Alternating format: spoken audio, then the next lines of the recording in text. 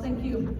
Again, I'm Ellen Hagaman. I was Ellen Baker, but you guys might know me better as one of the Kellys.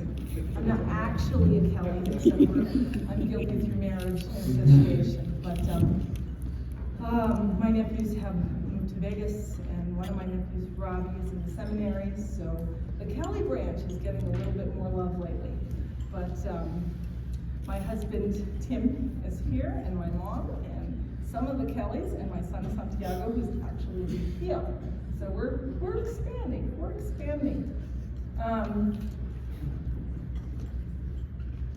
So January is one of the months that is reserved for respecting life. And the reason for that is because President Ronald Reagan declared January 22nd the National Sanctity of Human Life Day. And he did that to try to counter Roe versus Wade, which was also finalized in January. He wanted to raise the nation's awareness that we had to do something and atone for that. Ronald Reagan was a very pro-life president, and he didn't manage, we haven't managed yet to reverse fully the effects of Roe versus Wade and the effects that abortion are still having in our country. But there have been a lot of people that have made effects on our country and in America, and Ronald Reagan was one of those. I am the facilitator of the Gabriel Project in Mora, and we founded the Gabriel Projects both here in Las Vegas and in Mora in 2014. So 10, almost 11 years ago, because we're going in the middle of that. And I'm surprised how long it's been. It was actually Father Doug Mitchell and Our Lady of Sorrows that tried to get everybody on board to start the Gabriel Project. And at that point, Our Lady of Sorrows was coming, IC was coming, Pecos was coming, Raton was coming. It really looked like we were going to have just this monumental wave of pro-life ministry. And in a sense, I think that did happen because the people that got involved, the people in the communities that got involved, and the awareness that was raised right there.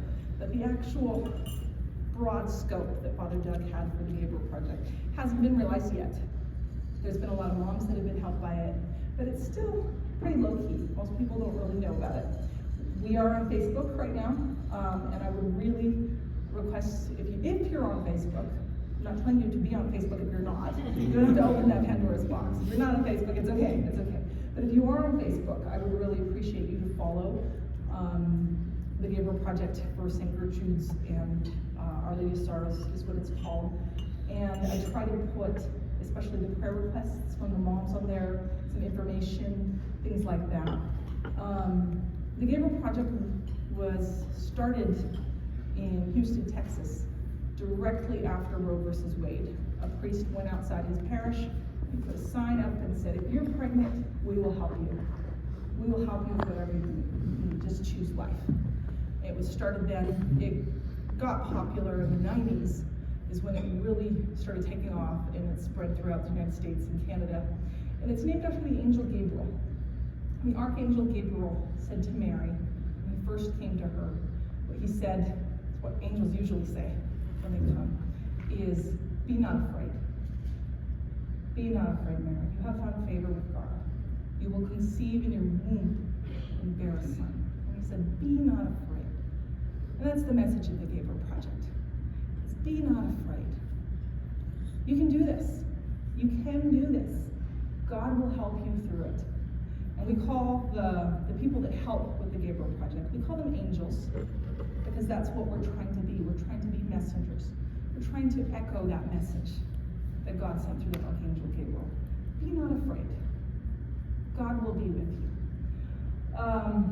A few things that we do with the Gabriel Project. Every Gabriel Project is a little bit different, but the main part is that it is a parish ministry. It's not just a ministry that is, Ellen Hagaman has the Gabriel Project. It has to be approved by the bishop, and it has to be approved by the pastor. And it's something that the whole parish is enrolled in. And I think the most important part of that is actually the sign. And those of you who are at IC, I would really like the sign to go back up. No pressure, no pressure. I know that it's hard to actually keep the programming manned because none of us have enough help. That's just the truth. In any volunteer ministry, there's not enough help.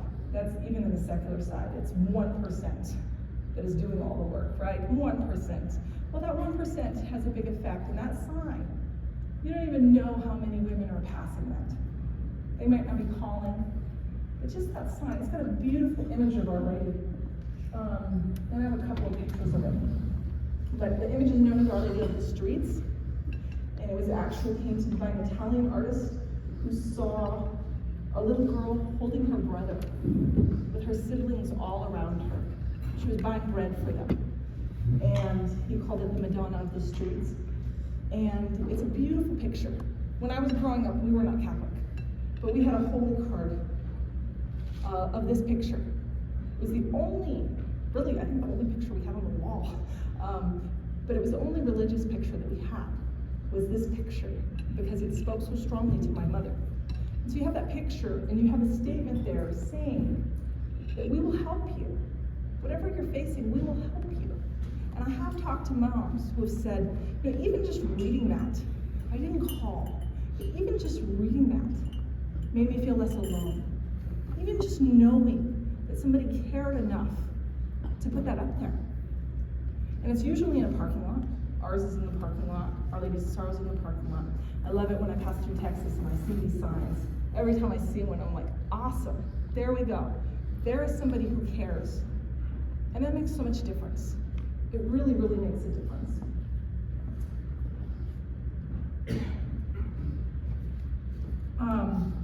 Specifically what I do for the Gabriel Project, there's different ways to run it.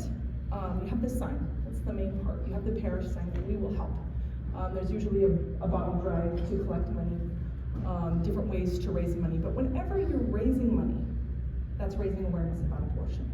Whenever you're raising money, that's a conversation that teenage girls are having. That's a conversation teenage boys are hearing. It's usually kids that enjoy filling those bottles the most for me. They're like, I'm praying for babies. I'm putting money in here with mom and we're praying for babies. You're raising a child there that is praying for babies. So that's part of the ministry. It's really a part of the ministry. As far as the moms themselves, mostly we get prayer requests. And we get a lot of prayer requests. And each of those moms, I have not heard back from them where they haven't said, wow, I could feel that. That made such a difference. And we've had so many miracle stories. We've had so many miracle stories of moms calling saying, they told me I lost the baby. And then calling back and saying, guess what, they were wrong, I still have it. You know, things like that. You know, I can't do this anymore. And calling back and saying, you know, it's okay, it's better now. We've had so many miracle stories. We've had some sad stories. But the support, the positive response about the support, and that's a parish ministry. It's a prayer, it's very important. As far as the Facebook side of it, it was hard for me to decide whether to get into that area because Facebook is, I mean, it's difficult. It's a lot of gossip, it's a lot of work, it's a lot of negativity. And if you hashtag birth journey when you enter, there's witnesses from some of our members, myself, some of the family members that told their birth stories. And the first 2 birth stories I put up, somebody called and said, I showed this to my daughter. She was gonna have an abortion that day. She read this and she changed her mind. And to me, that was an immediate affirmation, like, okay, I don't know how many people this is reaching. I'm not getting very many likes, I'm not getting very many views, but that's one baby. That's one baby right there. For myself, another big part of it is education. You can have a Gabriel Project, again, with the sign and very little work, but I purchase educational supplies. I try to do, when I can, I try to do health fairs. Our local school actually invites me back every year when they let me set up my display. I do the fall festival. The Baptist church has invited me over to talk there, and I'm willing to do that. You don't have to do that if you have a Gabriel project, but it's something that I'm willing to do. And I usually teach our catechism classes, the confirmation classes once a year, sometimes the lower grades, things like that. That's something that I personally am willing to do. If anybody wants me, I will come. If we could resurrect the Gabriel projects in the local areas, I'm also willing to help with those calls. If we don't have enough people, Springer was thinking of starting a Gabriel project, and I said, you know what, we get so few calls that that's even something that I would be willing to help with there, because the reality is that we don't get a lot of calls, unfortunately, because there are a lot of moms in trouble, and there are a lot of abortions, and I wish we could reach more of them. But we pray to the Holy Spirit, we do the work we can. I can't reach everybody, but each of you can reach more people than I can. My mother is here. My mother is wonderful. She's always been wonderful, and I remember one time she was walking through the parking lot, and she saw a young woman, and she said, "Hi, how are you today?" And the woman said, "Well, I'm having a hard day." And my mom stopped and said, "Why? What's wrong?" She said, "Well, I'm on my way to have an abortion." And my mom said, "Oh my goodness, why don't we sit down and talk for a little while?" And she talked to my mom for a little while, and she kept that baby. And she used to bring her, my mother invited her, and she would bring that girl up while she lived in New Mexico. She would bring her up on her birthday and introduce her to my mother and say, again, she was a young girl, and said, "This is the reason that you're alive, right here." You know, sometimes that's all it takes is one conversation. Just one person to say, "Hey, what's going on? How's your day? What's going on with you?" I want to talk, I'm going to jump around a little bit. I want to talk a little bit more about the message of angels. And I wanted to talk about one that you don't hear about as often. We hear about the angel Gabriel coming to Mary, and we don't often look at the side of it, that she was a vulnerable young girl, and that her yes could have actually meant death. I don't think that's what she was afraid of, actually. I think Mary had a lot of faith. I think she had a lot of trust. But for her and Joseph not being officially married yet, they could have stoned her to death at that point. There was a lot of stigma. I mean, there always is. There's a lot of stigma. There's a lot of uncertainty.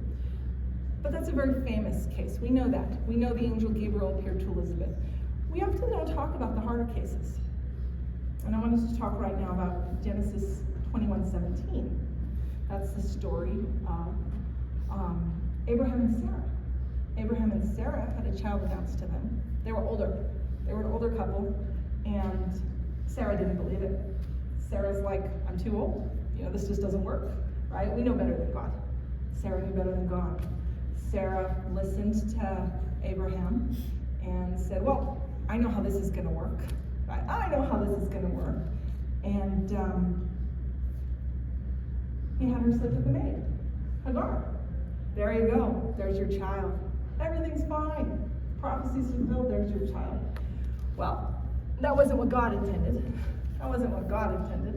And Sarah ends up conceiving in her old age. And it's a miracle. And it's wonderful. And she's so happy. And they get rid of Hagar. They throw Hagar and the baby Ishmael out into the desert. And Hagar has a container of water.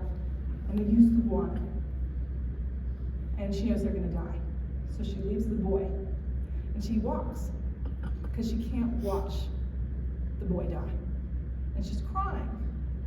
And the angel of the Lord appears to her and says to Hagar, "Do not fear. God has heard the boy's voice in this plight of his." Then God opened her eyes, and she saw a well of water, a stone's throw away.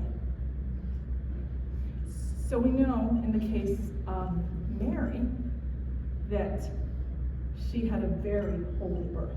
We know with Elizabeth. We know even with Abraham and Sarah that they were very blessed. But we know that Hagar's pregnancy was a lot more complicated.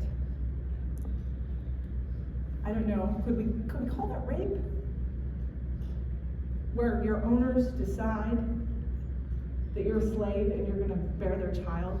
Do we call it surrogate motherhood? Anyway, they were done with her. They were done with her, they were done with the child, and they threw him out. It certainly wasn't a happy family. It certainly wasn't a happy marriage. It was not a happy situation that child was conceived in. But God still heard the cries of the boy. He still had a plan for that child. He still had a plan for Hagar. And the angel still came to Hagar and told her, do not be afraid. Do not be afraid. I think there are very few families that are the ideal situation. In fact, Pope Francis says that there is no such thing as a perfect family. There's no such thing as a perfect family. We're just learning to love together. I want to talk a little bit about my family. I want to talk a little bit, I'm going to start a little bit with my genealogy, not as much as with Jesus's. But when they start with Jesus's genealogy in the Gospel of Matthew, there's a lot of names. There's a lot of names. And if you're like me, you're really bored by the genealogies in the Bible. And they go on forever, and there's so many of them. But what you might not notice is that the story of the Bible is the story of a family. And it's a dysfunctional family. Jesus' genealogy includes murderers, adulterers, prostitutes. It also includes adopted children. Because God values adoption. He values families, real families. So in his genealogy, adoption is counted in the line just as much. Because Jesus is not ashamed of his family. I have a little more trouble sometimes with my family. There's certain members I'm pretty proud of. There's certain members, I still love them, but they're a little harder to talk about around the dinner table, right? They're a little harder to talk about around the dinner table. My grandfather was from Holland, and he was from a big family, 10 children, and they grew up very poor. And he was one of these classic American immigrant stories, classic stories. He was going to go to America and become a doctor and become rich. And he did. He was a Seventh-day Adventist, so he had some noble aspirations as well. He also wanted to proclaim the gospel. And he really fulfilled what he wanted to in life. He came to America. He worked really hard. He had a nice, huge house with tennis courts and a swimming pool and a maid. He had beautiful children that he educated. And he read the Bible to them every night, and he took them around the world on mission trips. And he was a wonderful father. He was a wonderful man. And my mother was his youngest daughter. And she did not really embrace the Seventh-day Adventist religion. She thought it was a little stuck up, not my grandfather so much as everybody else. She thought it was a little too self-righteous. She really didn't like LA and being a richer child. And she met my father, who was a hitchhiker. He stole her car. They were married within a week. They went over the border to Mexico. They were married within a week. And my grandfather was not very happy. He did not believe my mother that this was just true love. In 1 week, this was true love. They were in jail when he found out about it because they were bringing drugs over the border, and they were in jail. And my grandfather was not happy, and my mother thought that he would just let them use the cabin. They could live in the cabin and live happily ever after. And my grandfather said, no way, that's not going to happen. Well, my mother was very firm in her convictions, and she stayed with my father. They went to live in a Hindu ashram, where my first two siblings, my older siblings, were born in a Hindu ashram. They were there for about 10 years in a Hindu ashram, and they were very much in love. They were very much in love, and they had a 20-year marriage. It wasn't the success story my mother hoped. It maybe was the failure my grandfather thought it was going to be. I don't know. I'm happy to be here. It was a very difficult marriage. My sister always said the first 10 years were wonderful, and then my father started doing more drugs. He specifically had difficulty with marijuana, actually. That was the thing that was the hardest for him, and he became very violent. And they moved here to New Mexico because it was beautiful, because it was exactly what my mother wanted to get away from, which was LA with all the cities. They moved to the mountains, and they taught us how important it was to be kind and live in a beautiful area, and not necessarily as much about ambition and getting ahead in life and things like that my grandfather would have. But when they divorced shortly after I was born. I was born with a midwife in Ojo Feliz. I was born in the midwife in Ojo Feliz, New Mexico, and when they divorced, my mother was pregnant with my youngest brother, and she moved to Highlands because she didn't have anywhere to live after they got divorced, and she lived on student loans. She started working graveyard, and she was exhausted, and I didn't really realize that. I didn't realize that my mother was not sleeping and exhausted. I did know that there were a lot of times that for us to get food, she had to ask the neighbors. I did know that. I did know that lots of times our car broke down and people had to help us, and my mother would ask for help. I knew that, but I didn't really understand that that's not what everybody else did. You know, I didn't really realize how hard my mom was struggling. I didn't really know that. I don't think that she was ashamed, but when I look back at it now, I wish she had met somebody from somewhere like the Gabriel Project, somebody that knew that we weren't okay, that she wasn't okay. And there were a lot of people in our life that helped us, and we were happy, and my mother was wonderful, we were happy.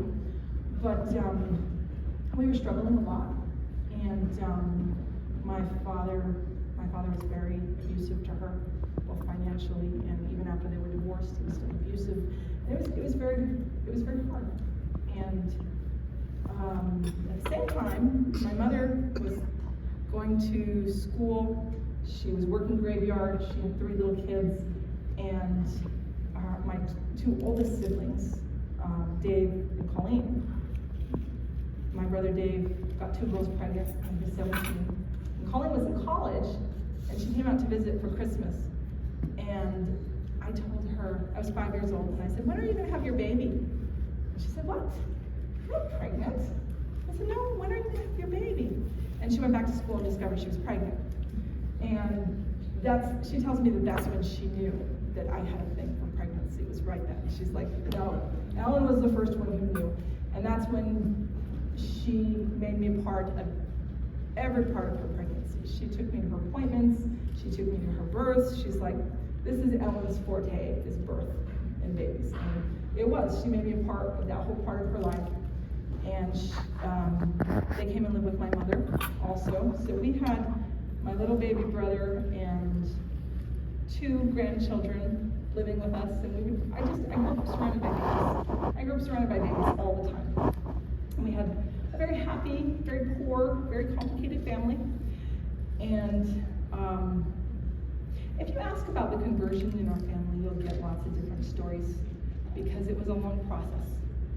But I'm pretty sure that everyone in our family agrees that we converted as a family.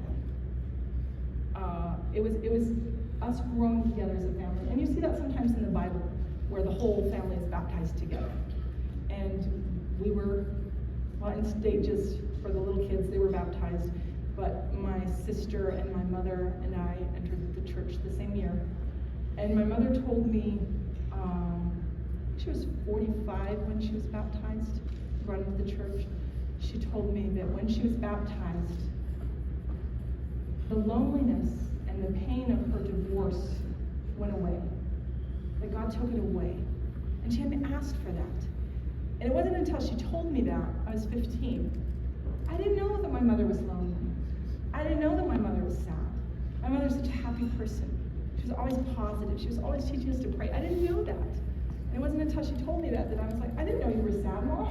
I didn't know. I didn't know how much you were struggling." I was baptized when I was 15 in the Catholic Church, but I wasn't really Catholic. You know, I was baptized, I was growing my faith. I thought the Catholic Church was awesome. I believed lots and lots of other things too, and I didn't fully embrace the faith, and I didn't have the full conversion that I have now, and I didn't have the full support of the church that I have now. I was married at 18 outside the church, and I have a wonderful son. I had a very hard relationship in pregnancy, and it was one of those that got really difficult in our community. I had been really popular in our community. I was really liked. I babysat the entire village. Everybody loved me. Most of the women that we see, whether they're going to keep the baby that they have or not, most women right now have had abortions. Most women are carrying that pain around with them. I think it's an acknowledged 75% of women that have abortions regret them. But I'm going to tell you that it's going to be 100%. One of the trainings that we went to for post-abortive women in Albuquerque, there were 3 people there that were from old age homes that were not Catholic. And they said the reason they were there is because there were so many women with dementia that all they would talk about was their abortion, that they didn't know how to answer them. They didn't remember anything else. They didn't remember their name, but they wanted to talk about their abortion. They still needed that healing. If you have an abortion or you assist with an abortion, you are automatically excommunicated from the church. And that might sound like a condemnation, kind of like the annulment system, if you've ever been through that. It might sound like a condemnation, but in reality, it's an acknowledgement of a wound that needs to be healed. These women are not okay, and I don't care how loudly they're saying it on TV. They are hurting, they are broken, they need to be healed. I went to the hot springs here in Las Vegas one time, and there was a woman there, and she was so happy. She said, I am 65 years old, and I had an abortion when I was 15, and I have been depressed ever since. My parents took me to an abortion. I didn't want the abortion. I've been depressed ever since. But she'd gone to a Rachel's Vineyard retreat. Somebody had asked her to go, and she said, it's the first time I've been healed. And I'm telling everybody. She wasn't even Catholic. She said, I'm telling everybody that I'm okay now. I'm telling everybody that I'm healed. And that joy was just amazing. That joy to see that be healed. And it's one of the things that we have an advantage of in the church. Well, I mean, God has given us the fullness of healing and truth in the church. It's awesome. And it's one of the things that when I meet with a mom for our training, if you ask them how many pregnancies they've had, they'll tell you. If you ask them at that point, how many abortions have you had? They will usually tell you. And if you say right then, would you like to go to confession? It's usually the Holy Spirit, and they usually say yes. And usually Father is available. And it's like, wow, wow. And I don't want to make it sound like we have a huge amount of women. We only have 2 or 3 women actually come in officially for our program a year. We have about 12, we do between 12 and 16 baskets a year. I make baby baskets to help women. But we don't get that many calls. And part of it is embarrassment. There's the stigma of pregnancy centers right now. There's the stigma of saying you were thinking about an abortion. There's a lot of stigma. There's a lot of shame involved with pregnancy right now. And then some of the women who have come to me are afraid to come again. They're afraid to come back. They're afraid to admit they're with the same guy. And I can understand that. It's embarrassing. I've been married, I've been divorced, I've been with some losers. It's embarrassing. It's embarrassing, especially in small towns, to admit that you're going through this. But it's not the child. It's not the child. One of the things that was amazing to me coming more fully into the church is this is the same community. It's the same small town where everybody was treating me very horribly. But it really was different in the church. There were still some of the same people, but mostly everybody just made me feel welcome. Mostly everybody just was happy. Thank goodness nobody complained that my baby cried. I probably never would have come back. I've seen some moms go through that and weather through it fine, but I probably would have turned around and never come back. And I didn't receive that. I just felt welcomed, and I didn't feel judged. It wasn't that the truth wasn't said to me, because that's what ended up healing me. That's what ended up making me happy, is realizing God's actual plan for my life. I'm not paying enough attention to time. I hope somebody's paying attention to time. I put a handout on everybody's table there, and I wanted to read a little bit from Evangelium Vitae, the Gospel of Life. It's not actually in your handout, but I'll be referencing your handout in just a minute. This is Pope John Paul II's The Gospel of Life. It's number 10. The Lord God said to Cain, "What have you done? The voice of your brother's blood is crying to me from the ground. The voice of the blood shed by men continues to cry out." The Lord's question, "What have you done?" which Cain cannot escape, is addressed also to the people of today to make them realize the extent and the gravity of the attacks against life which continue to mark human history, to make them discover what causes these attacks and feeds them, and to make them ponder seriously the consequences which derive from these attacks for the existence of individuals and peoples. How can we fail to consider the violence against life done to millions of human beings, especially children, who are forced into poverty, malnutrition, and hunger because of unjust distribution of resources between peoples and different social classes? The voice of our brothers is crying from the ground. The voice of the babies being aborted is crying. And the voice of the mothers. We cannot pretend that anyone's life is made better by abortion. The situation is never resolved. The situation is never healed. All that has happened is the woman has been wounded more. Her child is gone. And the pain of that is something our whole society sees. We see it on an economic level. I mean, especially here in New Mexico, right, where our population is dwindling. We see it on a social level. We see our broken families. But on a spiritual level, that is something that is affecting all of us. It is affecting every broken family. It is affecting all of us. And if we don't address it, it seems to us like it's one of those questions you don't bring up because everybody gets mad at you. Actually, I think you'd be pretty surprised. Lots of times, women and men are too ashamed to talk about this. They haven't had somebody to talk to about it. And they're waiting for an opportunity. They're waiting for that opportunity for somebody to compassionately, not throw stones instead of them, to compassionately tell them, have you gone to confession?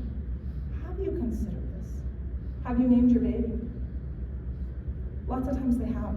Lots of times they have, and they haven't told anybody.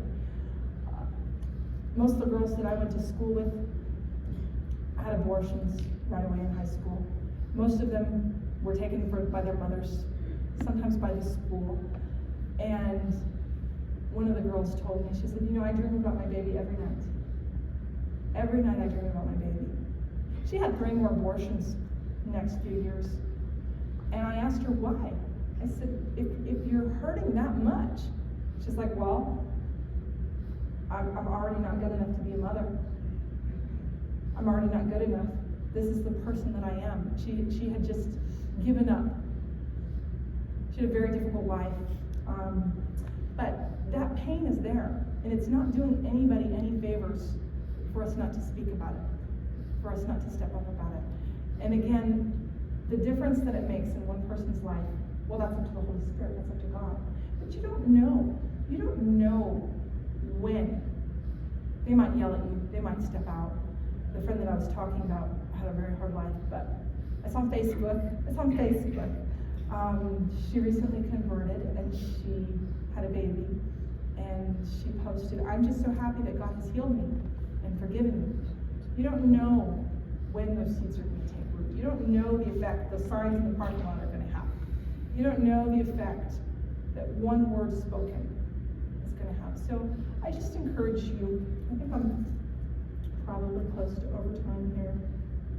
Maybe my watch stopped. What time is it? I wanted to read one more quote here. This is, "The gospel of life is for the whole of human society. To be actively pro-life is to contribute to the renewal of society through the promotion of the common good. It is impossible to further the common good without acknowledging and defending the right to life, upon which all other inalienable rights of individuals are founded and from which they develop. We are writing you this so that our joy may be complete. The revelation of the gospel of life is given us to be shared with all people, so that all men and women may have fellowship with us, with the Trinity. It's a joy. It is a joy to hear the good news. It is a joy to hear, not to be afraid, that God will take care of you, that He will take care of you and your family and your baby. There's a joy to know that you are part of God's plan and salvation. The gospel of life is not for believers alone, it is for everyone. The issue of life and its defense and promotion is not a concern of Christians alone. Although faith provides special light and strength, this question arises in every human conscience which seeks the truth and which cares about the future of humanity. Life certainly has a sacred and religious value, but in no way is that value a concern only of believers. The value at stake is one which every human being can grasp by the light of reason. Thus, it necessarily concerns everyone. This is something for everyone. It's not just a Catholic issue. It's not just a Christian issue. It's a human issue. And every woman, I can tell you whether they're having abortions or not, every woman right now is struggling. Well, as a mother, as a human, I mean, I guess we're all kind of struggling to support our dignity as humans. I guess that's kind of something we're all sharing. But what we're addressing particularly right now is the most innocent, the baby in the womb, and the mothers and the families that are struggling, that are just struggling to hold on to that dignity. So a lot of you have been very supportive of our program, and I want to thank you.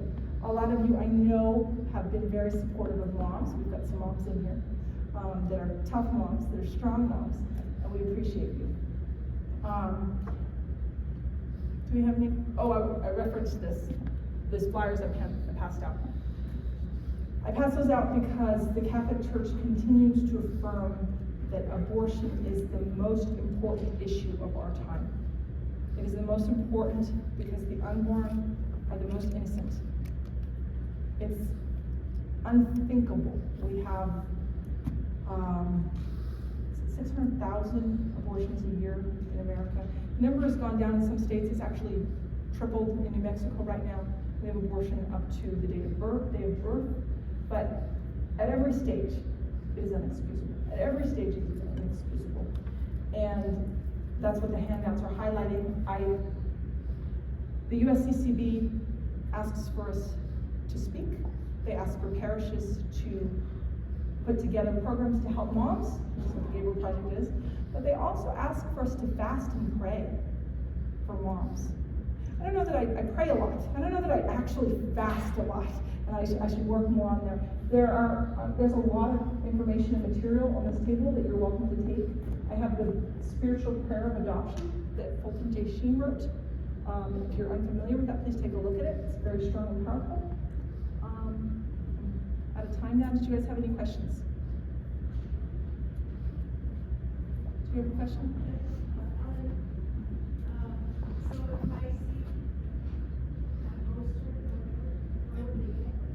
Oh, I'm sorry. I threw that in there. I'll explain a little bit more. So when we started, like I said, there were a lot of parishes, and it was hard to get enough support in the parishes for the programs. IC started. They put it in. They had it right there above the farmers market on the side of that building. Yeah, it used to be right there, and I really loved it because the farmers market's right there. Everybody's there. I understand, and we had some really awesome people that were trying to keep it going. And I understand that it's hard to get enough people. I know this I know. But I just threw it out there because, again, if we put the sign back up, and even if there were calls, I'd be willing to help with it. We could, CareNet is doing a lot of good. We could forward the calls to CareNet. We've been relying on CareNet a lot. CareNet's awesome. I support CareNet. I really like them. But it's not the same as a parish ministry. And I want to encourage that. I just really want people to continue, as the USCCB says, as a parish, that we ourselves are raising this awareness. So I wasn't necessarily trying to point fingers at us. Yeah, it was right there above the farmers market in the parking lot.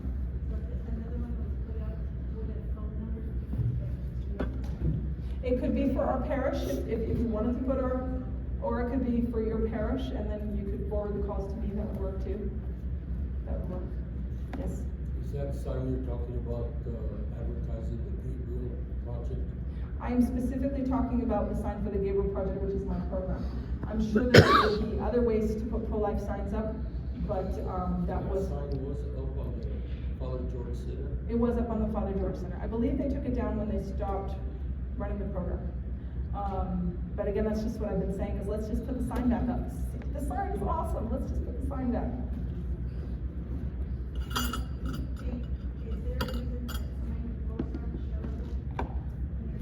Yes, the posts are not shareable because it is a private page. There's a lot of sensitive information there, so it's not a page that I want a lot of hecklers coming in. I can instantly remove people. We haven't had any problems, but I can instantly remove anybody who is shaming a mom, who is doing any of that. I can instantly take them off. To share them though, if you're familiar with Facebook, all you have to do is screenshot. I mean, it's not that you can't share something, it's just that I want to keep the program private. It's okay, sit down, it's okay. Do we have any other questions? This is my mother. We talk about loving life in all stages. My sister passed away from cancer at the age of 50, and she taught me a lot about the value of suffering at the end of life. Which, I mean, I experienced babies, I love babies, but that was a harder lesson, and it was beautiful. My mother is teaching me a lot more about the elderly, and I'm enjoying it. I am enjoying it. It's challenging. You know, 2-year-olds are challenging in one sense, and life is beautiful at all stages. We are pro-life at all stages. Yes? Can I get up and plug on a program here in Vegas? You can? Yes, you can? I probably don't need it. You probably don't, are you sure? Yeah. Okay. Okay. I don't want to take away from her. She's beautiful. I've known her a good while now. We started working together on pro-life. We do have a program here in Vegas that addresses pro-life. Every first Saturday of the month, we gather together at 9 o'clock in the morning on the south side of Immaculate Conception Church, and we pray. We pray the Rosary and we pray a Divine Mercy Chaplet, and it's all geared just for pro-life. We do get donations and stuff, and we've been helping care them. Okay, we've been helping them with a little bit of money so they have to take their clients to Santa Fe for ultrasounds and stuff, and that's what they use the money for. But I want to personally invite everybody that please, if you want to come and join us, it takes less than an hour to do the prayers. And what did you quote a while ago as the number of the children that were in the United States being aborted every year? So there's around 600,000. Well, right now it is, right. Right. But it used to be 1 million. It was 1 million. It was hanging around at 1 million for quite a while. And now the number's down to 600,000. That means that just through prayer alone, God, Jesus is doing something that the number's down to 600,000. We've saved every year now, recently over the last few years, 400,000 babies every year. We're getting somewhere. It seems like we're just praying and nothing's happening, but it is happening. And there's a lot of states, there's 26 states already that are trying to become really pro-life, like Texas is, and I think Mississippi is 100% already too. Here in New Mexico, you know, our statistics are all over the board wrong. We have the worst educational system in the whole United States, but we're #1 in abortions. You know, we have things backwards because our legislators are not very smart, and they fear not God. They fear not God. I guess he hasn't come up and told them, be not afraid, because they don't pay attention to that. First Saturday of the month, people, every first Saturday of the month. And if it's cold, I've got a key to the church. We can walk and pray inside. But I would urge you to come in and be with us. Sometimes we get 25 people that show up, and we don't advertise it, you know, and stuff like that, but word of mouth is coming around, and prayer is very, very, very powerful. And the innocent babies, like Herod, killed all those innocent children in his days, you know. Now, there's a bunch more innocent babies losing their lives because of lack of education, lack of heart, and so. That's really true, and it's really beautiful. Prayer is very important. Okay. It's also very important, as he was saying, as the USCCB is highlighting, we do want to change things legally. It will make a difference. It is making a difference. We want to do that. We want to raise awareness. We want to vote that way. But it's like that starship, starship. I'm sorry, starfish poem. You know, where you throw one back into the sea. You touch one woman's life, and again, there was a wonderful woman who gave a talk while I was pregnant with my son, and she was encouraging women not to have abortions. And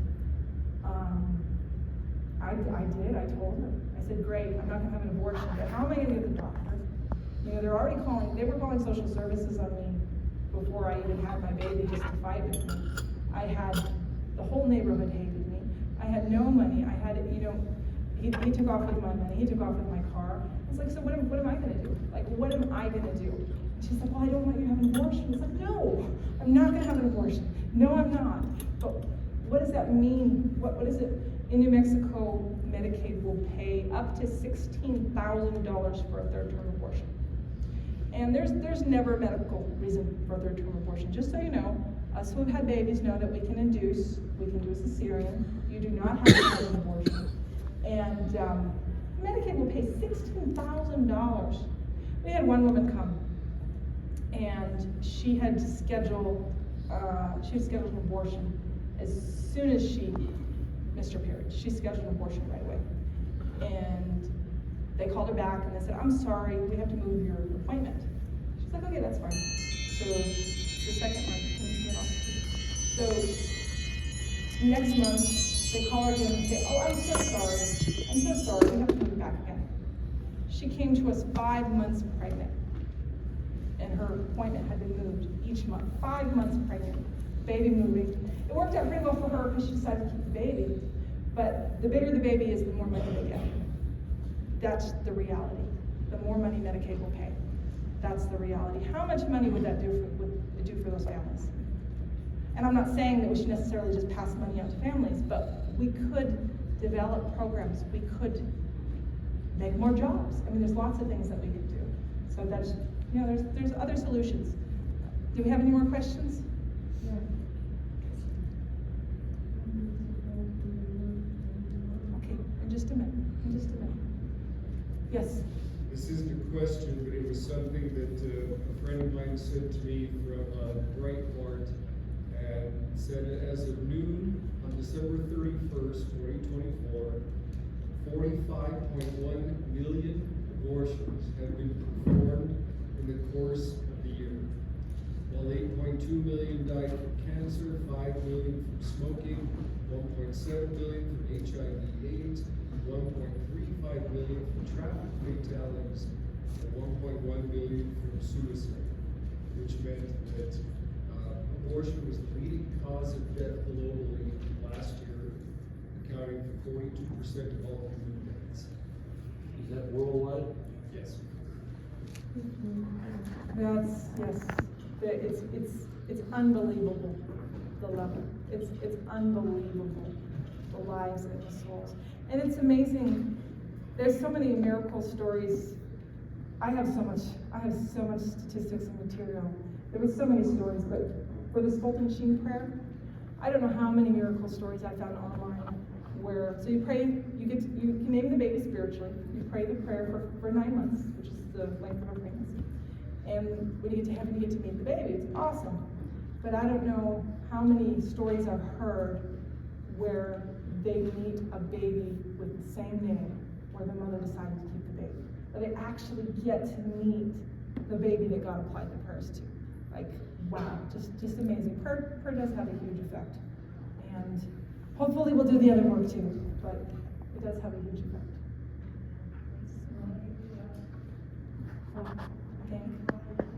Thank you guys for your support. And of course for our priests, it's one of the reasons my nephew Robbie's in the seminary is I don't know what to do if I have these women and I can't take them to confession. Like, I can hear them, I can hug them, I can cry with them, but when they go to confession, right, when they go to confession, the healing, and I've experienced it myself, and I've argued with priests in confessionals until we were able to get to that point. It's like, no, that wasn't a sin. Really?